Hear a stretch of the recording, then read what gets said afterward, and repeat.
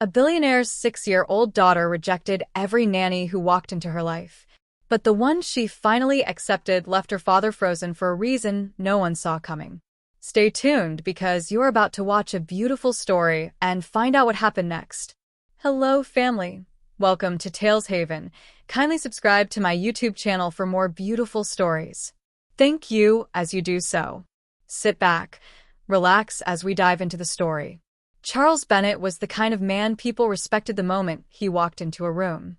Tall, calm, intelligent, and one of the youngest billionaires in New Jersey.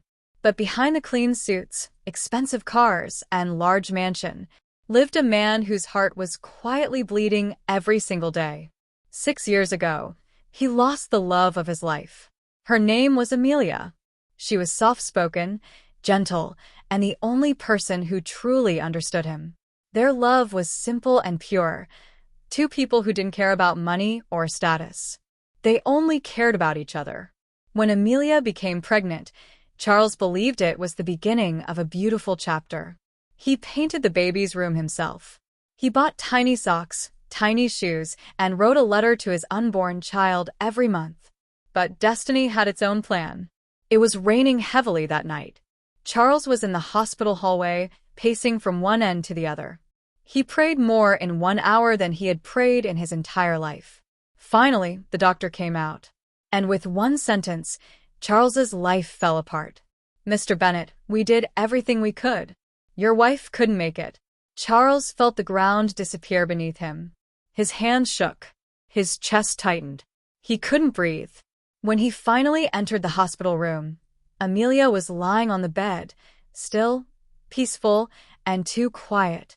He dropped to his knees beside her and cried like a child. He held her cold hand and whispered, "I will love only you forever. Please don't leave me. Please." But she was already gone. An hour later, a nurse placed a tiny baby girl in his arms, Aria, his daughter. She opened her eyes and looked at him with the same eyes Amelia had. He felt something pull him back to life. From that moment, Charles made a decision. He would never replace Amelia. He would never date anyone else. He would raise Aria alone. Even when friends, business partners, and family members told him, "You're still young. You should remarry. Aria needs a mother." He smiled politely, but never agreed. His heart had chosen one woman forever. Luckily, he wasn't alone. His mother, Grandma Eloise, moved into the mansion to help raise Aria.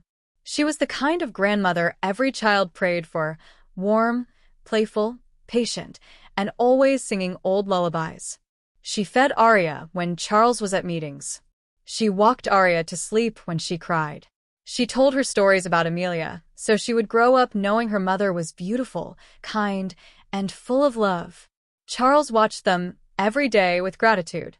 Sometimes at night, he would stand outside Aria's room door listening to Eloise saying, "Sleep, my angel.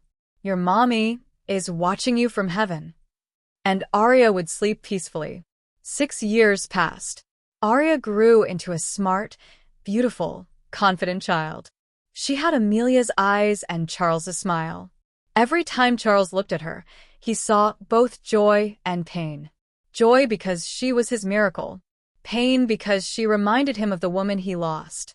But he kept going. He woke up early, packed her school snacks, braided her hair the way Grandma Eloise taught him, and hugged her tightly before dropping her at school. People who saw them always said, "Mr. Bennett, you're doing a wonderful job. She's such a happy child." But nobody knew about the nights Charles cried quietly in his room when Aria fell asleep. Nobody knew how lonely he really was. Then one cold morning, everything changed again. Charles walked into Grandma Eloise's room to call her for breakfast, but she didn't respond. He touched her hand. It was cold. Her eyes were closed, as if she was sleeping peacefully. But she wasn't sleeping. His mother, his only support, his only comfort since Amelia died, was gone. He sat on the floor beside her bed and cried silently. Aria walked in later, rubbing her sleepy eyes. "Daddy, why is Grandma not waking up?" Charles pulled her into his arms, his voice shaking. "She went to be with Mommy." After the burial, the mansion felt too quiet. Too empty. Too heavy. Arya started waking up at midnight asking for her grandmother. Charles tried to comfort her, but inside, he was breaking. He knew he couldn't do this alone anymore. He needed help. He needed someone who would care for Arya when he was away. Someone patient. Someone kind. Someone who wouldn't hurt her feelings. And so, for the first time in 6 years, he decided to look for a nanny. A decision that would soon turn his whole world upside down. The morning after Charles decided to look for a nanny, the house manager, Mr. Lewis, stood in front of him in the study, holding a notepad. "Sir," Mr. Lewis said gently, "I can contact the best agency in the city. They will send only highly trained nannies. Background checks, experience, everything." Charles nodded slowly. "Do it," he replied. "But this is not just a job for them. They will be living with my daughter. She must feel safe. She must feel loved." "Yes, sir," Mr. Lewis said with a small bow. "I understand." As soon as he left, Charles looked around his silent office. He could sign million-dollar contracts in a few minutes. He could handle investors, meetings, and media. But this? Choosing someone to stay close to his daughter's fragile heart. This felt like the hardest decision of his life. By the end of the week, the first nanny arrived. Her name was Miss Clara Weston. She was in her late 30s, with a neat bun, a crisp white shirt, and a file full of certificates. She had worked for politicians, judges, and even a foreign ambassador's family. On paper, she was perfect. "Good morning, Mr. Bennet," she said with a polite smile. "It is an honor to work for such a respected family." Charles shook her hand. "Thank you for coming, Miss Clara. You'll be taking care of my daughter, Arya. I want her treated gently." "Of course," she replied confidently. "Children usually love me. Usually." A few minutes later, Charles watched from a distance as Miss Clara met Arya in the living room. "Hello, Arya," she said sweetly. "My name is Miss Clara. I will be spending time with you from now on." Arya sat on the couch hugging her teddy bear, her little legs swinging slowly. Her eyes studied the new woman carefully. "Do you like cartoons?" Miss Clara asked. "Yes," Arya said quietly. "Good." Clara smiled. "Maybe we can watch your favorite later." Instead of smiling back, Arya asked a simple question. "Do you know how to make hot chocolate the way Grandma did?" Miss Clara hesitated. "No, but I can learn," she answered. "Maybe you can show me." Arya's face remained blank. "Do you know Mommy?" she asked again. This time, Clara was completely lost. "No, dear. I didn't know your mother." Arya hugged her teddy bear tighter and turned away. "Okay," she muttered. "You don't know them. It's fine." Miss Clara tried everything, games, songs, questions, but Arya stayed cold and distant. At lunchtime, Clara made a mistake. She tried to take away Arya's teddy bear so it wouldn't get stained with food. "Let me keep this aside while you eat," she said, pulling it from her. Arya's eyes widened in shock. In the next second, she screamed, "Give it back." She snatched the teddy bear, jumped off the chair, and ran upstairs. Charles heard her crying from the hallway and rushed to her room. He found Arya sitting on the floor, hugging the teddy bear like it was her life. "What happened?" Charles asked softly. "She touched Teddy." Arya sobbed. "She doesn't understand, Teddy. Grandma never took Teddy away. Mommy would never do that. I don't like her. I don't want her here." Downstairs, Miss Clara looked shaken, embarrassed, and offended at the same time. "Mr. Bennet," she said stiffly when Charles returned, "I don't think your daughter is ready for discipline. I'm afraid this may not work." She left before the day ended. The second nanny arrived 3 days later. Her name was Miss Hannah. She was kind, soft-spoken, and had a warm face. She had experience working in daycare centers and loved children. When she saw Arya, she dropped to her knees and smiled. "Hi, Princess," she greeted. "I'm Miss Hannah. I like drawing and singing. What do you like?" Arya blinked. "Do you like clouds?" she asked randomly. Hannah laughed gently. "Yes, I love clouds." That made Arya pause for a second. "Okay," she said quietly. "We can talk." For a moment, Charles felt hope. He watched from the doorway as they sat together on the carpet, drawing shapes on white paper. Arya seemed more relaxed this time. But in the afternoon, a storm rolled over the city. Thunder crashed outside. Lightning flashed. Arya's eyes filled with fear. "Grandma usually holds my hand when it rains," she whispered. Hannah smiled softly and held her hand. "It's okay. I'm here with you," she said. But then, a very loud thunder strike shook the windows. Miss Hannah jumped. "Ah," she gasped, clutching her chest. "Oh my God, that was loud." Arya watched her closely. "Are you scared?" the child asked. "A little," Hannah admitted, trying to laugh. "But it's fine." Arya shook her head slowly and pulled her hand away. "Grandma was never scared," she said. "Mommy wouldn't be scared." Miss Hannah tried to distract her, but the damage was done. That night, when Charles tucked Arya into bed, she whispered, "Daddy, she gets scared. How will she protect me?" The next morning, Miss Hannah came to Charles with trembling hands. "I'm sorry, sir," she said. "I don't think I am the right person for this job. Your daughter needs someone stronger." And just like that, the second nanny left. The third woman came from another city. Her name was Miss Victoria. She had a straight back, a serious face, and walked like she owned the floor. Her file showed years of experience managing difficult children. "I believe in structure," she said firmly in the interview. "Children must learn respect. They must follow rules." Charles wasn't sure, but he was tired, and the mansion felt too empty. Maybe structure was good. "Okay," he agreed carefully. "Let's try for a week." Victoria did not waste time. She created a schedule for everything. Wake up, 6 a.m. Breakfast, 7 a.m.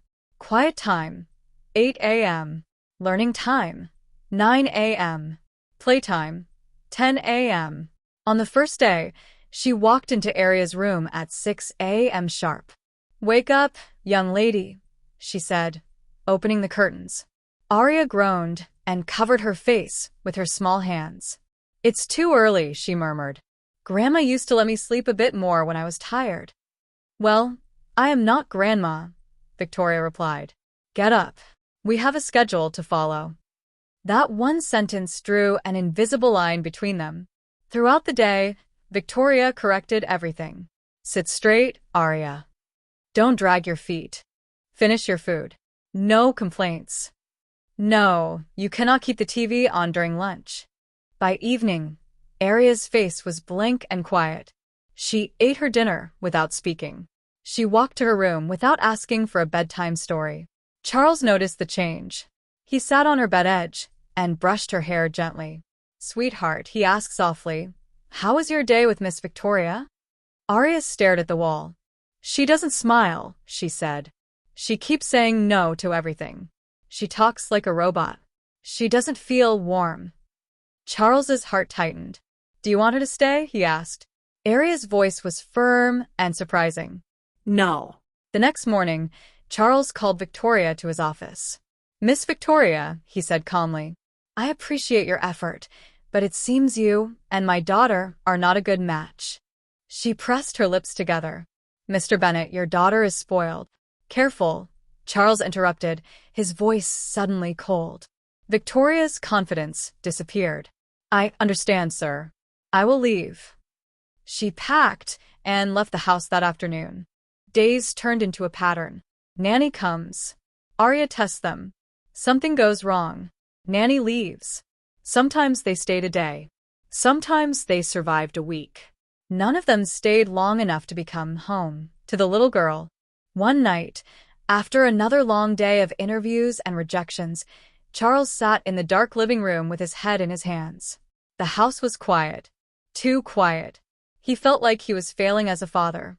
"Amelia," he whispered into the air, looking at the family photo on the wall. "I'm trying. I really am. But I don't know what to do anymore." He thought about giving up the idea of a nanny completely. Maybe he should just reduce his work. Take fewer meetings. Drive Arya to school himself every day. Stay up late to finish his documents. But deep down, he knew the truth. Arya didn't just need any adult in the house. She needed the right heart. Someone who wouldn't try to replace her mother. Someone who could walk into her small world carefully. Someone who understood that her no was not rebellion. It was protection. The next weekend, as they sat in the garden, Arya leaned against her father's arm. "Daddy," she said softly. "Yes, princess." "Are you angry that I don't like the nannies?" Charles sighed. He didn't want her to feel guilty. "No, sweetheart," he replied gently. "I just want you to be safe and happy when I'm not around. I need someone I can trust with you." Arya looked down at her small hands. "I don't want just anybody, Daddy," she whispered. "They smile, but it doesn't reach here." She pointed at her chest. Grandma's smile reached here. Mommy's smile reached here. I'm scared someone will come and change everything. I don't want to forget them. Charles felt tears sting his eyes. He wrapped his arm around her and kissed her forehead. "You will never forget them," he said firmly. "I promise you. No one will erase Grandma or Mommy. Not ever." Arya closed her eyes and rested her head on his shoulder. "Then please," she whispered, "wait until someone comes that makes my heart feel warm again." Those simple words sank deep into Charles's soul. Wait. Wait for someone different. Someone unexpected. Someone chosen not by money or experience, but by a child's quiet heart. The next Monday morning, Mr. Lewis came to him again. "Sir," he said carefully, "we've almost gone through our best list of nannies. There is still a long waiting list, or we could open the position to the public. Allow anyone qualified to apply." "Open it," Charles replied tiredly. At this point, maybe the right person is not in the top list. Maybe she is somewhere we're not looking. "Yes, sir. I will arrange it." That same day, a simple online job post went live. Full-time live-in nanny needed for a 6-year-old girl. Must be patient, kind, emotionally mature, and trustworthy. Experience preferred, but not the only requirement. The ad spread quietly. And somewhere across the city, a woman sitting at her small kitchen table, staring at her screen, saw the job post and froze. Her heart beat faster as she read the name. Employer, Charles Bennett. The man she once loved. The man she left years ago. The man she never stopped thinking about. Olivia Parker stared at the job post on her phone for a long time. Employer, Charles Bennett. Her chest felt tight. She whispered his name softly, like it was something fragile. Charles. Years ago, she and Charles had been deeply in love. They had plans, marriage, travel, a simple but happy life. But life pulled them apart. Her father fell dangerously sick.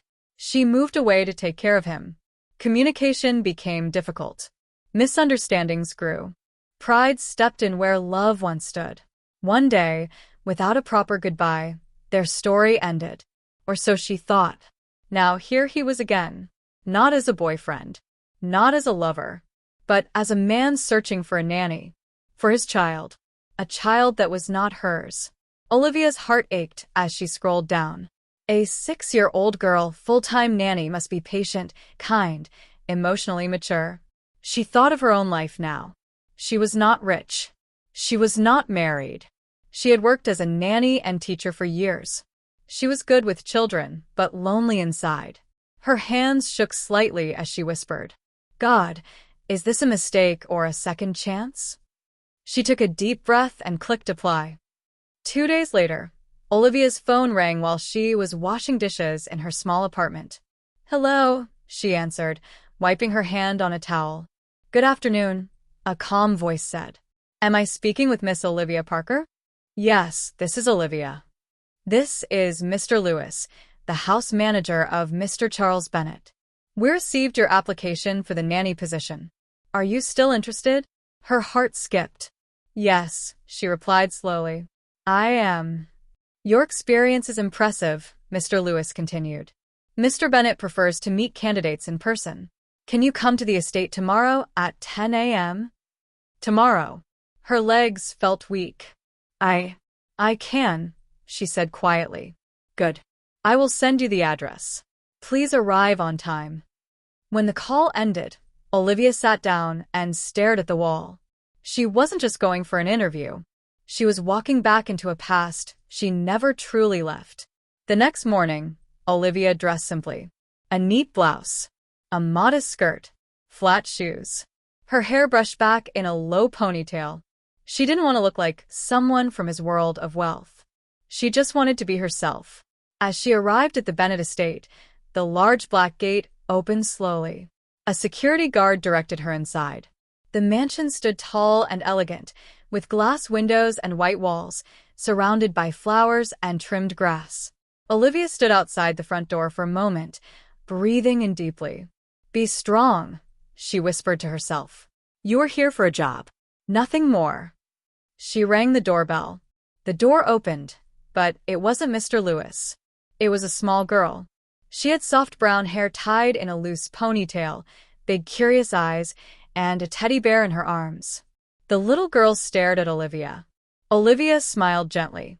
"Hi," she said softly. "You must be Aria." The girl blinked.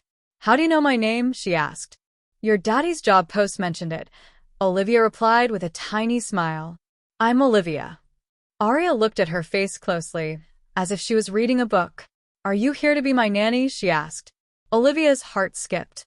"I came for an interview," she said honestly. "Your daddy will decide." Aria stepped back a little, but didn't close the door. Instead, she said something surprising. "You feel calm." Olivia tilted her head. "Calm?" she asked. Aria nodded slowly. "Some people feel loud even when they are quiet, but you don't." Before Olivia could answer, Mr. Lewis appeared behind Aria. Oh. "Miss Parker, welcome," he said quickly. "Come in, please." Olivia was led into a bright sitting room with soft cream-colored furniture. She recognized his taste immediately, simple, elegant, clean lines. Her fingers shook slightly as she held her bag. Then she heard footsteps. Charles walked in wearing a dark suit with his ties slightly loosened, as if the day had already been stressful. He was older now, sharper, more serious. But his eyes, those were the same. Brown, deep, and quietly tired. The moment he saw her, he stopped walking. Their eyes locked.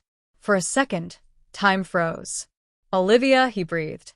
She stood up slowly. "Hello, Charles," she replied, her voice soft but steady. The air between them grew heavy with memories. Mr. Lewis cleared his throat gently. "Sir, this is Miss Olivia Parker," he said, pretending not to notice the tension. She applied for the nanny position. Charles blinked, pulling himself back to the present. Yes, I see," he said, his voice guarded now. "Please sit." They both sat down, facing each other with a glass table between them, as if the table was the only thing stopping the past from touching the present. Charles clasped his hands together. "You have experience with children," he said, looking at her file instead of her eyes. "Yes," Olivia replied quietly. "I've worked as a nanny and in early childhood education. Ages 2 to 8, mostly." "And why do you want this job?" he asked. That question carried two meanings. Why this job? Why my house? Olivia exhaled slowly. "Honestly," she said, "because I'm good with children. Because I need a stable job. And because when I read your name, I couldn't ignore it." He finally looked at her. "You could have," he said, a small edge in his voice. "You did before." Her heart squeezed. "That's not fair, Charles," she said softly. "But this is not about us. This is about your daughter." Silence. He stared at her for a long moment, then closed the file. "You're qualified," he said. "But I'm not sure this is a good idea." Before Olivia could answer, a small voice came from the doorway. "Daddy." They both turned. Aria was standing there, still hugging her teddy bear. "Come here, princess," Charles said gently. Aria walked in and, without asking, sat beside Olivia instead of her father. That simple action made Charles's heart tighten. "Did you talk to Miss Olivia?" he asked her. "Yes," Aria replied. "At the door." "And?" he asked carefully. Aria looked up at Olivia, then at her dad. "I like her," she said plainly. Charles blinked. "You all like her?" Aria nodded. "She feels quiet inside. Not empty quiet. Safe quiet. Like Grandma when she prayed. Like Mommy in my dreams." Olivia's eyes began to shine with tears she quickly tried to hide. Charles swallowed. "Sweetheart," he said gently, You've only known her for a few minutes. Arya shrugged. My heart knows faster than time. Those words hit everyone in the room. Olivia covered her mouth for a second, emotionally shaken. Charles tried to keep his voice steady. Arya, this is not a simple decision, he explained. I have to make sure whoever stays here is good for you. She is, Arya replied quickly. I can tell. He rubbed his forehead. Arya. You told me I can say how I feel, she added, her voice soft but firm. I feel good with her. I don't feel scared. I don't feel like I must be perfect. I just feel okay. She placed her small hand over Olivia's. Please, Daddy. After sending Arya upstairs to play, Charles asked Mr. Lewis to give them a moment alone. The room felt heavier when it was just him and Olivia again. He stood by the window, staring outside. This can't work, he said quietly. Olivia sat still. Because of the past? She asked. Because of everything, he replied. You were once my whole future, Olivia. Then you left, and now my life is… He gestured around. Different. Complicated. My daughter has already lost too much. I can't risk anything that might hurt her. Olivia's voice was gentle but firm. And what if I'm not here to hurt her? She asked. What if I'm here to help her heal? He turned to face her. You don't understand, he said, his jaw tight. She sees you as safe already. If you leave again, it will break her. And if I don't leave? Olivia whispered. Silence. She continued, her eyes glistening. I can't change what happened between us, Charles. I can't rewrite our past. But I can choose what I do now. I applied for this job not to play with your daughter's heart, but to help her. To be there. To stay. His eyes searched her face, trying to see if she was lying. All he saw was sincerity and pain. I'm scared, he admitted quietly. Not just for her. For me too. Olivia smiled sadly. I am scared too, she said. But your daughter didn't choose me by accident. Just then, they heard soft footsteps again. Arya stood at the top of the stairs, holding the railing. Daddy, she called. Yes, princess. Charles answered. Are you sending her away like the others? Arya asked, her voice shaking a little. He felt his chest twist. Arya, this is… Because if you are, she continued, her chin wobbling, I will not talk to any new nanny again. Ever. Tears gathered in her big eyes as she spoke. I'm tired, Daddy, she whispered. Tired of people coming and going. Tired of pretending I'm okay.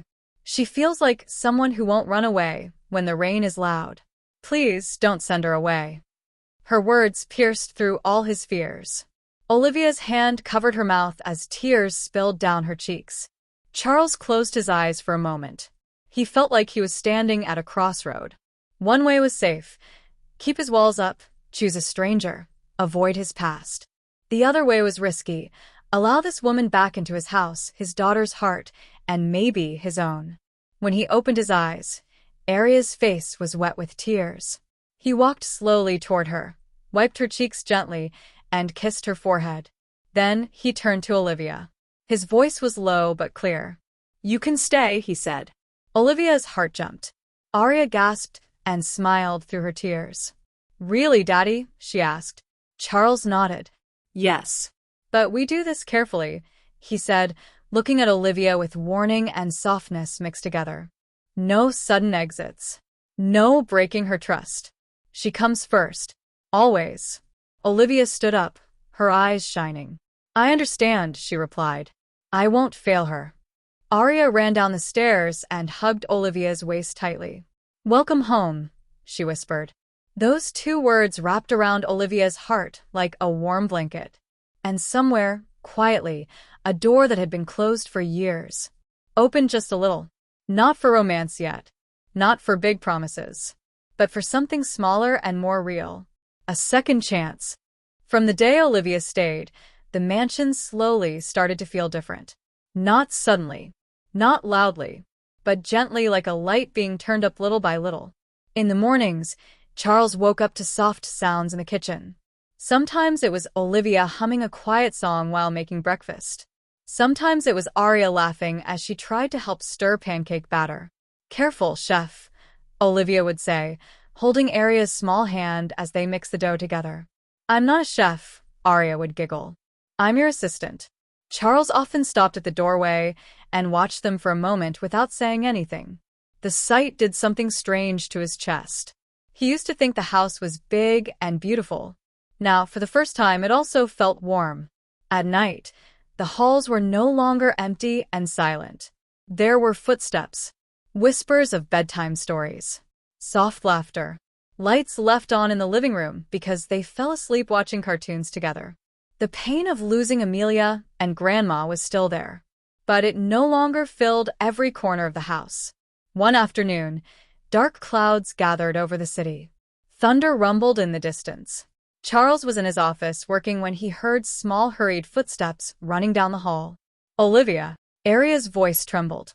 Thunder crashed loudly. The windows shook.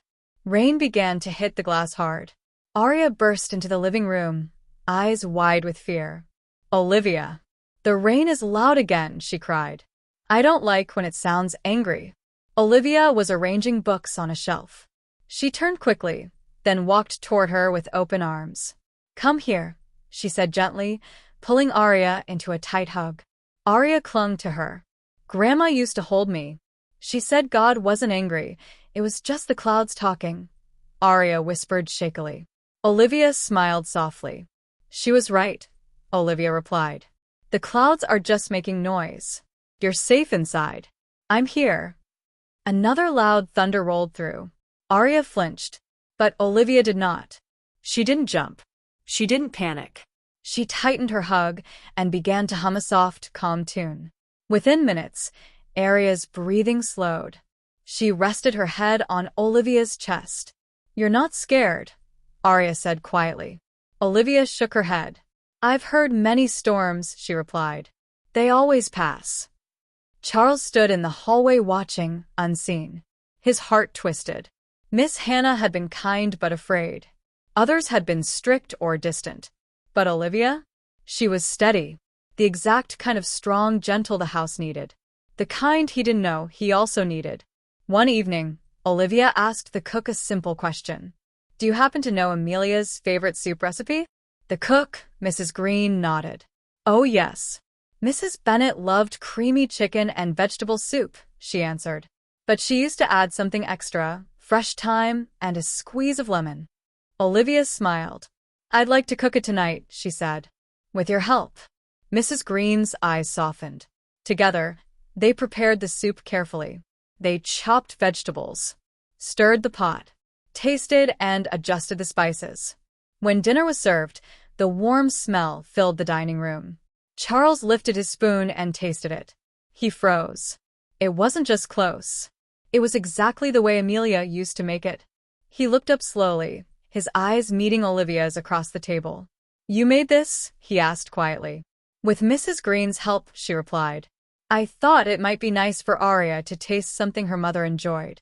Arya tasted the soup, closed her eyes, and smiled. "I feel like Mommy is sitting with us," she whispered. Charles's throat tightened. After dinner, when Arya went to bed, Charles found Olivia rinsing plates in the kitchen. "Thank you," he said softly. She looked over her shoulder. "For what?" she asked. "For remembering her," he replied. "Most people are scared to mention Amelia. They act like she never existed. But you made her present tonight. In a good way." Olivia turned off the water. "Love doesn't disappear because someone dies, Charles," she said gently. "It changes, but it's still there. Amelia will always be part of this house." "Part of you." "Part of Arya." He glanced at her. "And what about us?" he asked before he could stop himself. She looked down for a moment, then back at him. "That's something you have to decide," she replied quietly. "I can't walk into your heart without your permission." As days turned into weeks, Charles found himself fighting with his own feelings. He noticed everything about her now. The way she bent to Arya's height when talking so the little girl wouldn't feel small. The way she prayed quietly with Arya at night, thanking God for another day together. The way she smiled at the staff and learned all their names. She didn't act like a guest. She acted like she belonged. And slowly, Arya changed too. Her nightmares became less frequent.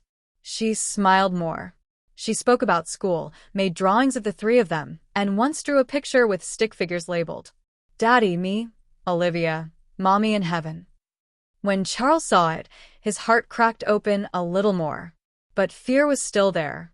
One night, after Arya was asleep, Charles sat alone in his office. He stared at an old photo of himself and Olivia from years ago, laughing on a park bench, before life got complicated. He remembered how her leaving had broken him back then. Now here she was again. What if she got tired and left again? What if something happened and Arya got attached only to lose her? He felt his chest tighten. The next day, he did something that hurt them both. He pulled away. He became quieter at dinner. He avoided staying long in rooms where Olivia was. He started leaving earlier for work and coming back later. Olivia noticed. One evening, she stood in the hallway as he put on his jacket. You've been distant, she said softly. I've been busy, he replied without meeting her eyes.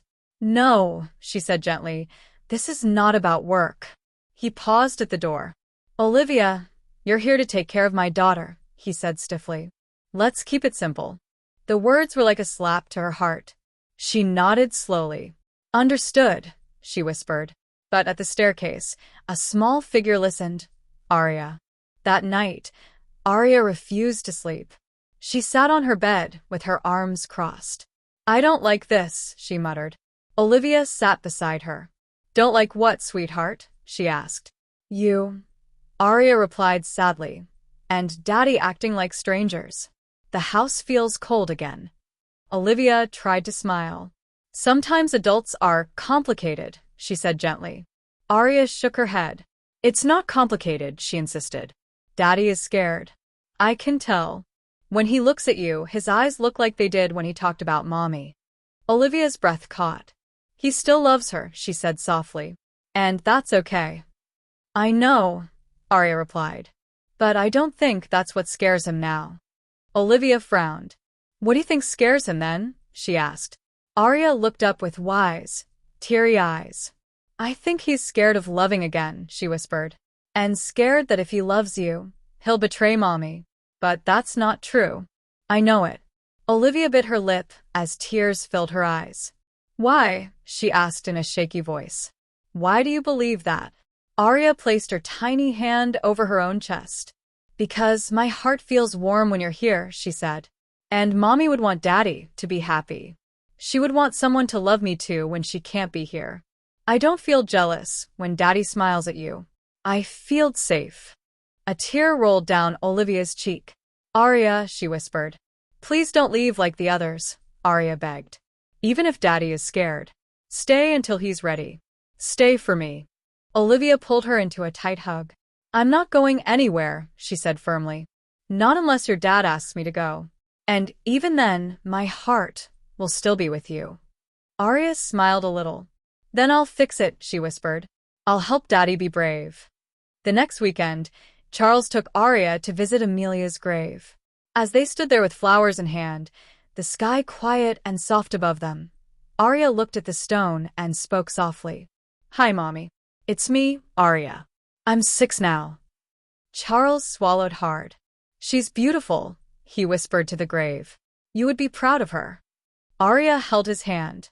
Daddy. Yes, Princess. If Mommy wanted you to stay sad forever, would she smile or cry? Arya asked. He looked down at her, surprised. She would cry, he answered slowly. She always wanted me happy. And if Mommy saw Olivia holding my hand when I'm scared of thunder, would she be angry? Arya continued. Charles shook his head. No, he said honestly. She would be grateful someone is helping you feel safe. Arya looked at him seriously. Then why are you acting like loving Olivia is bad? She asked softly. Your eyes like her. Your heart likes her. I can tell. I'm small, Daddy, but I'm not blind. The words hit him deep. He knelt in front of her. Arya, he said, his voice breaking, I loved your mom so much that when she died, I didn't think my heart could ever love anyone again. Arya gently touched his face. Maybe your heart is bigger than you think, she whispered. He closed his eyes, tears slipping out. Are you okay if I care about Olivia? He asked carefully. If one day I love her? Arya didn't even hesitate. Yes, she said simply. Because she doesn't take mommy's place. She makes the empty parts less lonely. She makes us feel like we are a whole family again. Charles looked at the gravestone of his late wife. For the first time, instead of guilt, he felt something different. Peace. I will always love you, Amelia, he said softly. But I think I'm ready to let my heart breathe again. That evening, when they returned, Olivia was in the backyard watching the sunset. She stood with her arms folded, lost in thought. Charles walked toward her while Arya went inside to show Mrs. Green her new drawing. For a moment, he just stood beside Olivia in silence. The sky looks beautiful, she said quietly, without looking at him. Yes, he replied. But I've seen something more beautiful. She turned her head slowly, confused. What's that? She asked. The way you've loved my daughter, he answered. And the way you've quietly brought life back into this house. Her eyes softened, but she remained quiet. I've been unfair to you, he continued. I pulled back because I was scared. Not because you did anything wrong, but because I didn't know how to hold the past and the present at the same time. He took a small breath. I went to Amelia's grave today, he said, and I realized something important. What? Olivia whispered. That loving you doesn't erase her, he said gently. It doesn't change what she meant to me. It just means my heart is not dead. It means I can be a better father to Arya, because I'm not living like half a person anymore. Olivia's eyes filled with tears. Charles, she whispered. He took a small step closer. I don't know how to do this perfectly, he admitted. I'll probably make mistakes. I might panic sometimes. But if you're willing, I want to try. Try what? She asked, her voice barely a whisper. Try us, he replied. Try letting you into my life not just as Arya's nanny, but as someone my heart chooses again. A tear rolled down her cheek, and she let out a shaky laugh. Are you sure? She asked. Because if I stay in that way, I'm not planning to walk out again. He smiled softly. That's exactly what I'm hoping for. Very gently, he reached for her hand. She didn't pull away. In that quiet backyard, with the orange sky above them and the sounds of Arya laughing faintly from inside the house, something shifted. Not a loud, dramatic change, but a simple, steady beginning. Later that night, Arya peeked from the living room window and saw them talking and smiling together outside. She hugged her teddy bear and whispered, Thank you, Mommy. I think Daddy's heart is healing. Then she added with a tiny grin, and I'm glad I said no to all the others. Because in the end, it wasn't the agencies. It wasn't the CVs. It wasn't the interviews. It was a 6-year-old girl's heart that made the final choice. A choice that brought back an old love. A choice that gave her father a second chance. A choice that turned a lonely house into a home again. And that is why a billionaire's 6-year-old daughter rejected every nanny. But the one she finally accepted left everyone frozen. Not out of fear, but out of love. That brings us to the end of this video. I hope you find this story worth watching. If you do, kindly subscribe to my YouTube channel for more beautiful stories. Like, comment, and share this video to your friends and loved ones. Your support and engagement encourage me to post more videos. Thanks for watching.